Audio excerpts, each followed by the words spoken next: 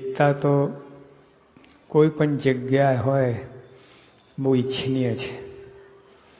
કુટુંબમાં, ગામમાં, દેશમાં, આખી દુનિયામાં, બધે જ્યાં એકતા હોય ત્યાં તો એનું ખૂબ સારી અસર થાય છે. જો અહીંયા ત્યાં લખ્યું છે યુનાઇટેડ વી સ્ટેન્ડ, કેટલાય સ્ટેટમાં, કેટલાય ટાઉનમાં બધા બોર્ડ અમે તો વાંચેલા છે.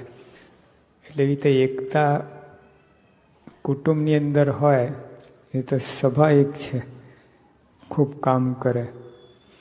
આપણા દેશમાં જો આપણે 1000 વર્ષ ગુલામી ભોગવી, એકતા નહોતી એટલે, અને મોટા મોટા ફેક્ટરીઓ, કન્સર્ન, મોટા મોટા પરિવારો, કુટુંબો બધા નાશ પામે છે એકતાના ભાવે.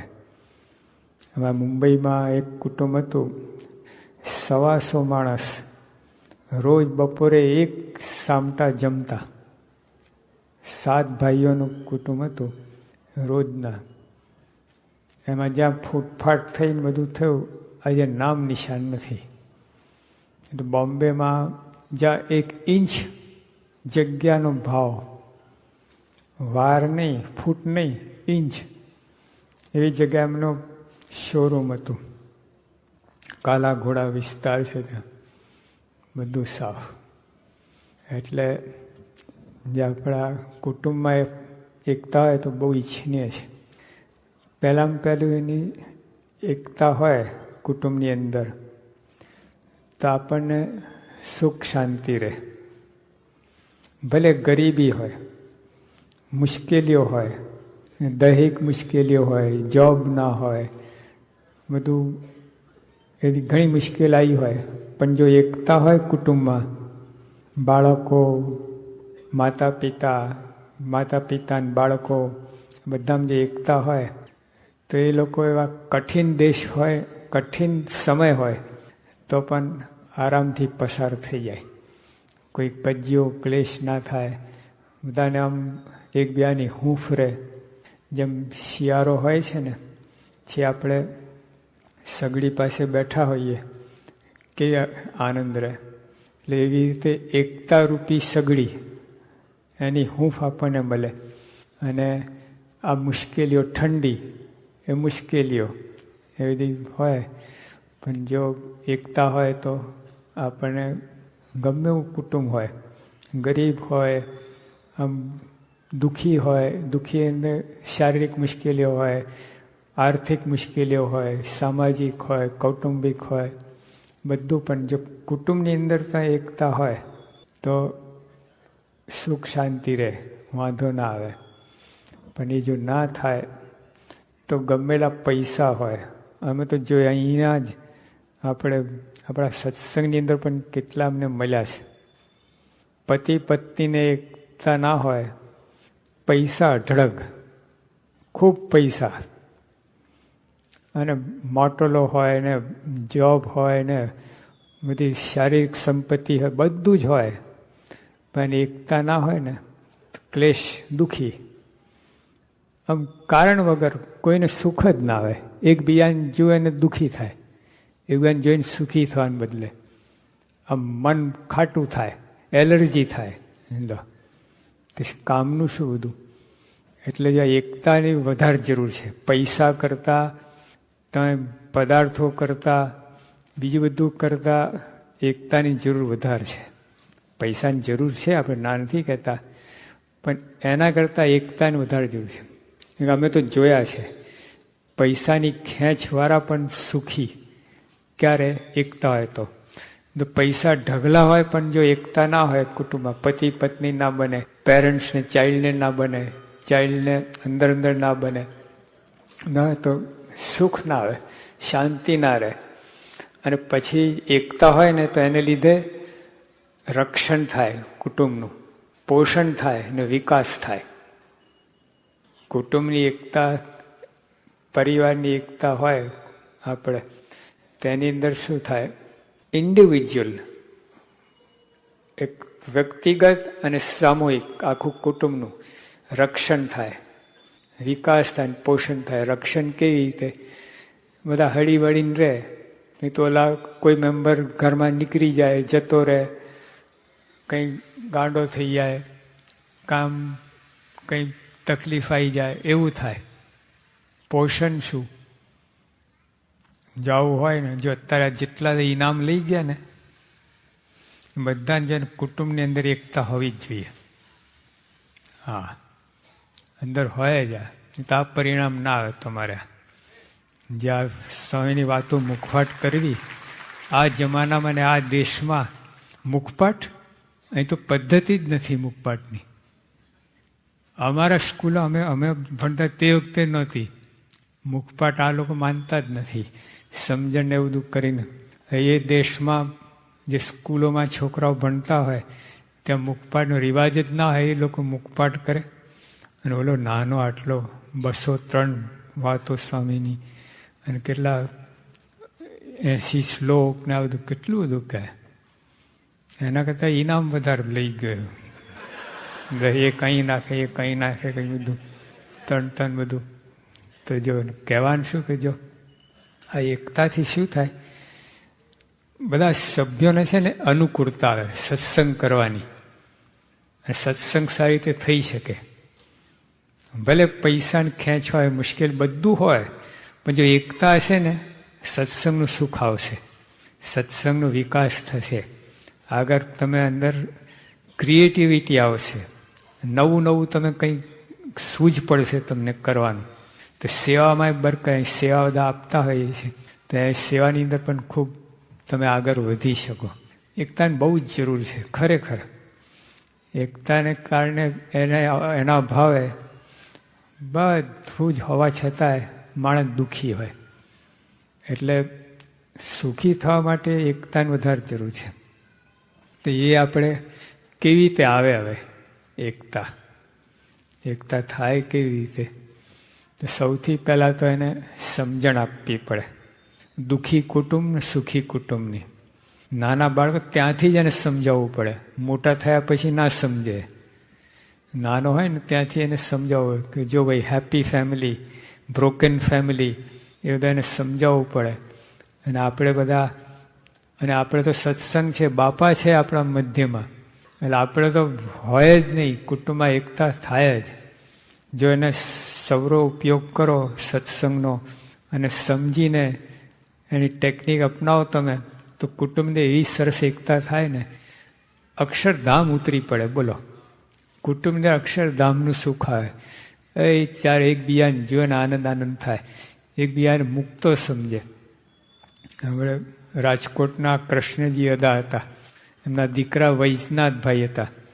તો વૈજનાથભાઈ એમના બાપુજીને બાપુ નહોતા માનતા, મહામુક્ત માનતા હતા. અને કૃષ્ણજીદા એમના દીકરા નહોતા માનતા, મહામુક્ત માનતા હતા. લો, તો આપણે પણ એ રીતે સમજણ લાવવાની. અને વાત સાચી છે, જેના સત્સંગનો યોગ થયો છે, જેના પ્રમુખ સ્વામી મળ્યા છે ને, એ સામાન્ય જીવ હોઈ શકે જ નહીં. તમારે ત્યાં જે કોઈ જન્મ લે છે બાળક, ઓર્ડિનરી નથી. એ યાદ રાખજો. એના કેટલા પૂન હોય.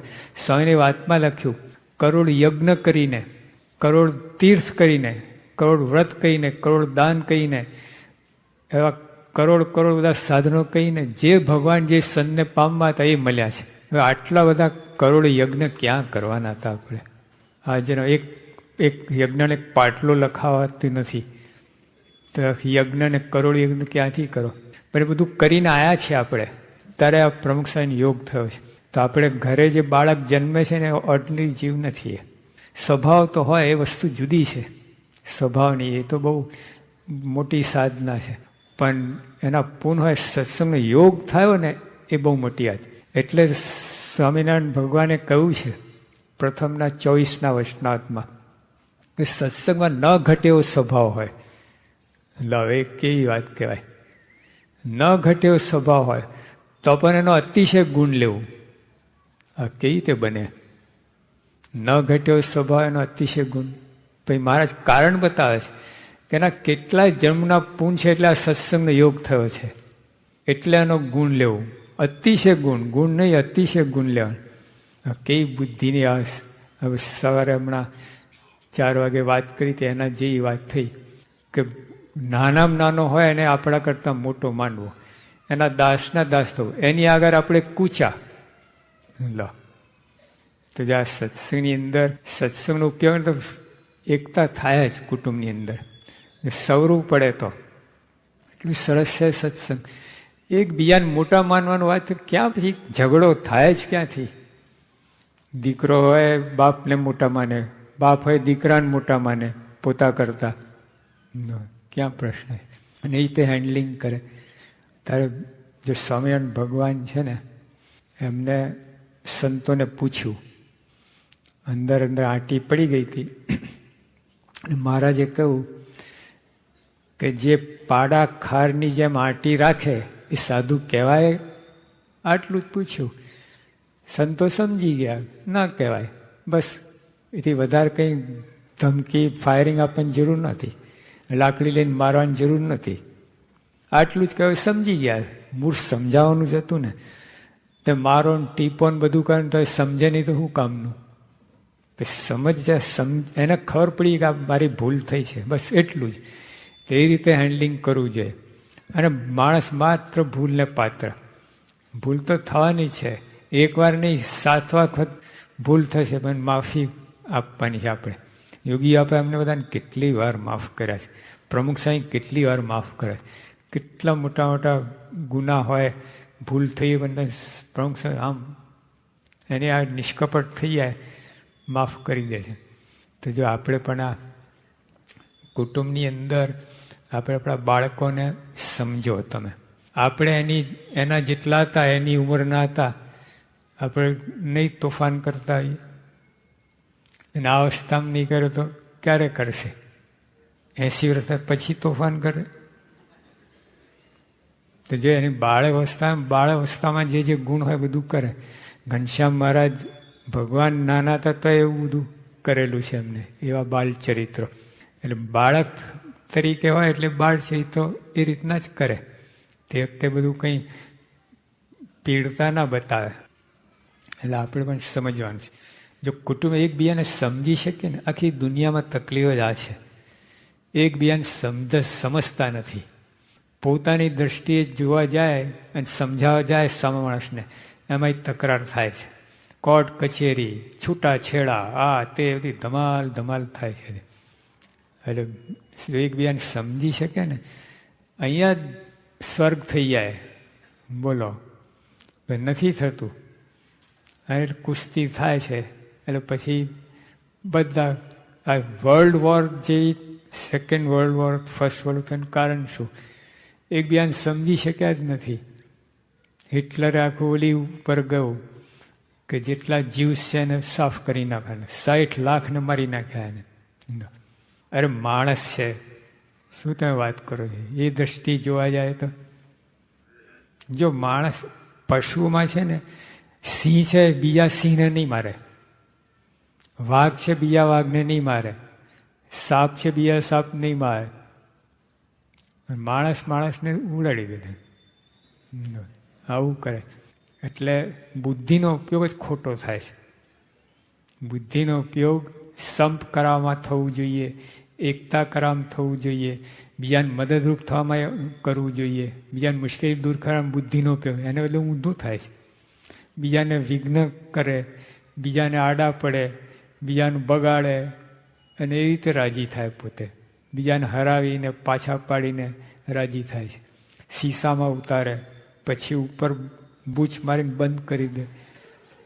આ બુદ્ધિનો ઉપયોગ જ આ રીતે કરે. જોજો તમે, જેમ માણસ બુદ્ધિ વધારે થાય ને, અને જેટલું ભણે કરે ને બુદ્ધિનો અવરોધ કરે છે. બીજાને છેતરવામાં, ઉલ્લુ બનાવવામાં, આબાદ રીતે ખબર ના પડે, સોફેસ્ટિકેટેડ વેમાં. બોલા ખબર ના પડે ને ઓલું ઉલ્લુ બનાવી નાખે છે. લો, અને ઉપરથી સરસ બધું આમ દેખાડે કરે. કુટુંબની અંદર પણ આપણે આ રીતે સમજવું એકબીજાને. નાનો બાળક છે એ એની અવસ્થા જોઈને એ પ્રમાણે એને એ કરવું. અને એને બાળકને છે ને, પ્રમુખ સ્વામી કેટલી વાર કહ્યું, એને છે ને પ્રેમની વર્ષા કરવાની. એને પ્રેમની જરૂર છે.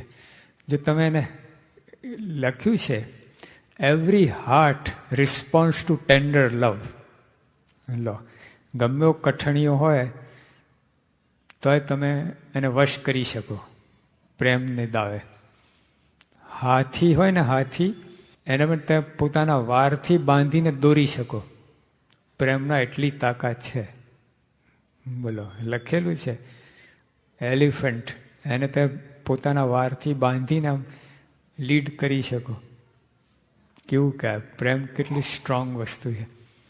એટલે આખી દુનિયામાં, અને આજે પણ જો કબીરે કહ્યું, સબસે ઊંચી પ્રેમ સગાઈ. લો, આખી દુનિયામાં પ્રેમ તત્વ કાઢી નાખો ને, નરક થઈ જાય. અરે ભયંકર થાય. બધા રાક્ષસો ફરે દુનિયા, બધા એકબીજાને ખાઈ જ જાય, બીજી વાત જ નહીં. પ્રેમને લીધે આ દુનિયા ટકી છે, જીવે છે, આગળ વધે છે. તો જો કુટુંબની અંદર પણ એ તત્વ લાવવાનું છે આપણે. એકબીજાને તો પોતાનું લોહી છે, બધા ક્યાં નોખા છે, શું કામ આડાઈ કરવી જોઈએ. એટલે આ કુટુંબની અંદર એમાં પતિ પત્ની, એમાં અહીંની હવા લાગે ને બહુ બગડે છે. રાઇટ્સ ઉપર જાય એટલે મર્યા. ડ્યુટી ઉપર જાઓ, માની ફરજ શું છે, બાપની ફરજ શું છે, પેરેન્ટ્સની ફરજ શું છે, એને બદલે રાઇટ્સ ઉપર જાય છે. Wrong attitude, wrong way. અહીંના હતા એબ્રાહમ લિંકન હતા ને, પાસે એક વિદ્યાર્થી આવ્યો. વિદ્યાર્થીએ કહ્યું કે હું આજથી સિટીઝન થઉં છું, અમેરિકન સિટીઝન. તો એબ્રાહમ લિંકન ભેટી પડ્યા, અહીંના પ્રેસિડેન્ટ. તે વખતે કોઈ સિટીઝન ના થાય. તે વખતે એટલી મુશ્કેલીઓ હતી, રોગચાળા ફાટે, આ થાય તે થાય. તે વખતે કોઈ સિટીઝન ના થાય. મને વિદ્યાર્થી થયો એટલે પ્રેસિડેન્ટ રાજી થયા. અને જ્યાં પ્રેસિડેન્ટને ભેટ્યા ને ત્યાં વિદ્યાર્થી, તમે રાજી થયા? કે હા, ડેફિનેટલી. તેને ધડાકો કર્યો, બોમ્બ ફોડ્યું વિદ્યાર્થીએ. Tell me what are my rights as a American citizen. લો, અને પછી એબ્રાહમ લિંકન પાછા ઉદાસ થઈ ગયા. બોમ્બ ફોડ્યો ને ઓલા. તો કે son, don't ask for your rights, ask for your duties and rights will follow you. લો, તું તારે ફરજની વાત કર તો તારા રાઇટ્સ તારી પાછળ જ આવવાના છે. આ પ્રમુખ સ્વામી છે ને, આદર્શ છે આમાં. આ પ્રમુખ છે ને, સપનામાં ઈચ્છા થઈ ને કે મારી વોટ આર માય રાઇટ્સ, વિચાર જ આવ્યો નથી. દાસના દાસ આટલા ઉપર બેસે સ્વામી, પણ આપણા દરેકની ચરણ માથે ચડાવતા હોય મનોમન, માનસીમાં. બોલો, અને આપણે નીચે બેઠા તો બાપના બાપ થવા જોઈએ, ચરણ ખંખેરે બીજા ઉપર. આવું થાય. તો જ્યાં રાઇટ્સ ઉપર જવાનું નથી આપણે, બધા માટે, દુનિયાના બધા માટે. પછી પતિ પત્ની એના તમે બે ફરજ ઉપર જાઓ ને તમે. તો મા તરીકે તો અહીં ફરજ શું છે, what should you do as a mother. અને બાપને જ જવું છે કે what should he do as a father. એને બદલે રાઇટ્સ માટે એટલે છોકરાને શું દશા થાય, ઘડી થઈ જાય ને, કૂચા નીકળી જાય એ લોકોના. તમારે બે જણ સંપીને કરીને, તમારી જ પ્રજા છે, તમારું લોહી છે, એનો વિચાર કરો. તમે જેવું કરશો એવું લોકો કરશે, તો કહેશો એવું નહીં કરે. યાદ રાખજો. પેરેન્ટ્સને ઉપર બહુ આધાર છે છોકરાઓનું ઘડતર.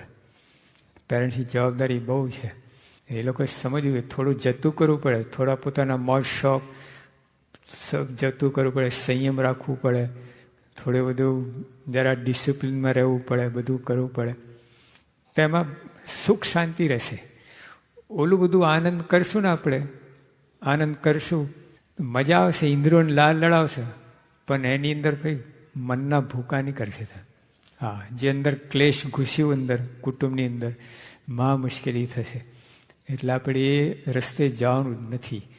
આપણે આ પોતાની ફરજ સમજીને મા બાપ તરીકે, અને જો તમે સમજો તો બાળક પોતાની ફરજ સમજવાનો છે અને એને શિખામણ આપી શકાય, દાઢ ધમકી નહીં. યોગીઓ વાત કરતા કે બિલાડી હોય ને એ પોતાના બચ્ચાને પોતાના મોઢાથી જ પકડે છે. પોતાનું બચ્ચું હોય ને ઊંચકે આમ મળે. અને મેં જાતે 10 ફૂટ કૂદકો મારતા મેં જોયું છે બિલાડીને, આમ પોતાનું બચ્ચું પકડીને આમ કૂદીને. તો એને એક દાંત વાગે નહીં. બિલાડીના દાંત કેટલા શાર્પ હોય છે, બચ્ચાને વાગે નહીં. આટલું પ્રેશર આવતા છતાં કૂદે કરે તો. અને એ જ મોઢાથી ઉંદરડાને પકડે, એક ઘાને 2 કટકા. તો આપણે કોઈને કહેવું હોય કંઈ તો પહેલાં એના ગુણ વિચારવા અને પછી એને કહેવું તો બહુ ફેર પડી જાય. હવે સીધા એના અવગુણ જોઈને જે બોમ્બ ફોડીએ ધડાધડી થાય, પછી તો માને જ નહીં, એને રૂચે જ નહીં, એને ગમે જ નહીં, અને સેટ જ ના થાય તમારી એકેય સલાહનું. રિબાઉન્ડ થાય તમને. અને જો તમે સમજીને એ કરીને એનો ગુણ કહીને આ કહીને પછી એને કહો કે જો ભાઈ તારું બધું સારું છે તારે, એમ મા બાપ પોતાના બાળકને રીતે કહેવું જોઈએ, તું તારું બધું બહુ સારું, તું સારું ભણે છે, આ કહે ત્યારે પણ આટલું છે ને બરાબર નથી, એમ કરો તો માની જાય. સીધો બોમ્બ ફોડીએ, હરામખોર, નક્કામો, લુચ્ચો. જો કે અહીં તો ચાલે એવું નથી, સારું છે કરીશ. પણ આપણા દેશમાં તો બધું આવું રીતે પાશેર પાણી ગરમ કરો, 10 મણ લાકડા બારે, કેવું કહેવાય? 1 પ્યાલો પાણી ગરમ કરવું હોય અને 10 મણ લાકડા બારો, એમ તમે બાળક પર ગુસ્સે થાવ છો, આમ ધોડી નાખો એટલું બધું એ ના થાય. એના ઉપર એને સમજીને અને પ્રેમથી ના કહેવું એવું નથી. હા, જો ખોટા લાડ કરવાની જરૂર નથી. એ માગે આપવાની જરૂર નથી, એને શું આપવું જોઈએ એ રીતે આપો. હા, એ માગે તે તો એવું માગશે કે પોતાનું બગાડશે, એટલે એ રીતે કરવાની જરૂર નથી. પણ વધારે તો પેરેન્ટ્સ છે ને એના પર બહુ આધાર છે. કેટલાય કુટુંબ, જે અહીંયા બધા બેઠા, કેટલાય આદર્શ કુટુંબો છે. બોલો, ઘરમાં એકદમ પારિવારિક એકતા બધી, અને સત્સંગનું સુખ લે, બધું કરે. સત્સંગ બરાબર કરો ને સમજીને, તો બીજું કાંઈ નહીં આવડતું ને તો બધું આવડી જશે. કુટુંબ ફર્સ્ટ ક્લાસ થશે. બધાને સત્સંગ હશે ને કુટુંબની અંદર, ઘર સભા કરશો ને એનાથી બધામાં એકતા આવશે અને બધાને સમજણ આવશે, અને બધા ભેગા મળીને પોતાના કુટુંબના પ્રોબ્લેમ ઉકેલશે. નાનો બાળકને પણ ભેળવવો એમાં. હા, એને કહેવું જોઈએ આપણે આટલી મુશ્કેલી છે, આમ છે, એટલે અત્યારે આપણે આ વસ્તુ નહીં લાવીએ, પછી 6 મહિના પછી લાવીશું, આ કરશું. એને સમજાવો તો સમજેવો છે, પણ આ તો સીધું પહેલાંથી જ માની લઈએ કે નહીં સમજે, અને એમ કહીને પછી સીધી ફાયરિંગ જ આપીએ આપણે, તો અંતર જ પડે. એટલે ઓલા 6 and 9ની તો વાત બધાને ખબર છે. અંગ્રેજીનું 6 આ બાજુ 9 લાગે, નવાથી 6 લાગે. એટલે પોતાની દ્રષ્ટિ મૂકીને એના સ્થાનમાં જઈને જુઓ. કોઈ પણ કંઈ પ્રોબ્લેમ આવે ઘરની અંદર, કુટુંબની અંદર, આપણે પોતાનું, તો બધા પોતાની દ્રષ્ટિ ના જુઓ, સામાન્ય દ્રષ્ટિએ જુઓ, બાળકની દ્રષ્ટિએ જુઓ, પતિએ પત્નીની દ્રષ્ટિ, પત્નીએ પતિની દ્રષ્ટિએ જોવું જોઈએ. એ બધું જો જોવામાં આવે ને તો કોઈ પ્રશ્ન ના રહે. આ તો બસ બધા પોતપોતાની રીતે રાજસ્થાન, બસ રાઇટ્સ. અહીં રાઇટ્સને તો એટલા પ્રોબ્લેમ ઊભા થયા છે ને, ખરેખર સારું થવાને બદલે બગડ્યું છે બધું. જ્યાં ત્યાં યુનિયન, જ્યાં ત્યાં હડતાલ, જ્યાં ત્યાં બધું રાઇટ્સને લીધે જ થયું છે બધું. એટલે આપણી તાકાત નથી રાઇટ્સને હેન્ડલ કરવાની. એનો દુરુપયોગ જ કરીએ રાઇટ્સનો, અહમ વધારીએ, અક્કડ થઈએ, 2 જણ વચ્ચે અંતર પડે, રાઇટ્સનો ઉપયોગ કરો, આ બધું થાય છે. ફરજ ઉપર જશો ને તો બધું ઉકેલાઈ જશે. એકદમ એન્ટીડોટ છે ફરજ. રાઇટ્સના જે રિએક્શન આવે એની સામે ફરજ ઉપર જાઓ તો એને ન્યુટ્રલ કરી નાખે. ફરજ બહુ સમજવા જેવી વાત છે. દરેક, જો જાપાન આખો દેશ છે ને ફરજ ઉપર ગયું છે, તો આટલું મુઠ્ઠી વર્ષે આખી દુનિયાને હંફાવે છે. અમેરિકા ખાસ એવા હંફાવે છે ના પૂછો વાત. ત્યાં લોકો મેડ ઇન જાપાન લખે. કંપની એમની બધી ગમે હોય ને તો પોતાનું પ્રોડક્ટ મેડ ઇન જાપાન જ લખ્યા હોય, અને એ રીતે માને છે લોકો. અને તો જાપાનમાં છે ને પ્રાઇમરી ટીચરને વધારે પગાર. જો ત્યાં પ્રોફેસર હોય, કોલેજનો પ્રોફેસર, પ્રિન્સિપલ, એના કરતાં પ્રાઇમરી ટીચરનો પગાર વધારે જાપાનમાં. પાયાનું છે, જાણે છે કે આ લોકો બાળકને જો બરાબર રાઈટ લાઈન સેટ કરી દેશે, પ્રશ્ન જ નહીં થાય. તો જે લોકો ડ્યુટી ઉપર ગયા છે, ડ્યુટી ઉપર છે ને આખી એટીટ્યૂડ બદલવા જેવી છે. આપણું વલણ, માનસિક વલણ બદલવા જેવું છે. જે માણસ ડ્યુટી ઉપર જાય ને એ આખી એને જિંદગી, લાઈફ સારી થઈ જાય, કહેવું જ ના પડે. રાઈટ ઉપર ગયો તો ગમે એવો સારો છે તો બગડશે. હા, વાંકા વારી દેશે રાઈટ છે ને. ડ્યુટી સાથે પછી રાઈટનો વિચાર કરો. ડ્યુટીની વાત જ વિચારવાની અને સીધા રાઈટ પર કૂદી પડે, એટલે સીધા એક્સલેટર દબાવે, બ્રેક હોય જ નહીં, શું દશા થાય? બ્રેક પહેલાં સજ્જડ જોઈ જઈએ. જેટલી સ્પીડ વધારે એટલી બ્રેક વધારે જોઈએ. ફરજ છે ને એ બ્રેક છે, અને રાઈટ છે એક્સલેટર છે. એટલે હેન્ડલ કરતાં ના આવડે. સ્પીડ એના માટે બહુ પ્રેક્ટિસ જોઈએ હતી. રાઇટ્સનું હેન્ડલિંગ કરવું મુશ્કેલ છે, ગમે એનું કામ નહીં. એની માટે પાત્રતા જોઈએ રાઇટ્સને પચાવવા માટે. ડ્યુટી માટે બરાબર છે, ગમે કરી શકે ડ્યુટી. યોગી આપણે કહું કે ગમે કાંઈ ના આવડતું હોય પણ સેવા કરવા મંડી પડે ને, આગળ આવી જાય. લો, તે ડ્યુટી થઈ, સેવા ડ્યુટી થઈ. અને એને માનની ઈચ્છા રાખે, રાઇટ્સ થયું. મને આગળ બેસાડે, મને હાર તોરા પહેરાય, મને આ કરે તે કરે, એ રાઇટ્સ બગાડવાના ધંધા, બીજું કાંઈ નહીં. આપણી પાત્રતા નથી. સ્વામી બાપાની પાત્રતા છે, એ પચાવી શકે રાઇટ્સ.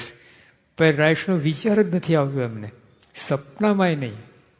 જો એટલે આપણે પણ આ રીતે જરા રહીએ, પોતપોતાની ફરજ ઉપર જાઓ.